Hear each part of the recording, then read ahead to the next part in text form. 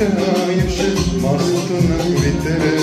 කවුරුත් ඕනු දැන ඇවිත් නිතර අපේ ගෙදර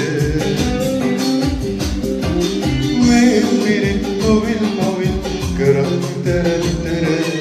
හැමවිස්සෙම ඔයයි මමයි වෙන්නෙම අඩදබර තමා වෙන්න බෝපතකට කඳුළු බින්දු වැටුණා ඔයයි මමයි මේ මනුවැදිය කතු වෙන්න බැතුවා කරගන්න බැරි ගින්දර ඔසමිදුට කිව්වා අමාවකට අවසිහියේ සඳ බලන්න දිව්වා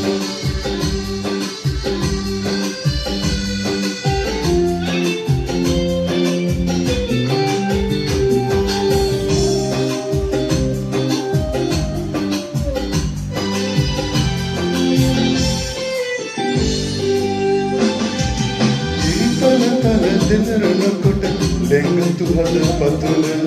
උසිලගේ වීණා හඬ වාගේ මුළු ලොවම මා ආදර වෙම්මතියට නොදැනෙන හද සුවඳ සාධාරණ වෙන කාටද ජීවත් වන තුරුම සමා වෙන්න බෝපතකට කඳුළු බින්දු වැටුණා ඔයයි මමයි මේ මනුවැදිය එකතු වෙන්න බැතුවා දරාගන්න බැරි ගින්දර ඔසමිදුට කිව්වා අමාවකට අවසිහියේ සඳ බලන්න දිව්වා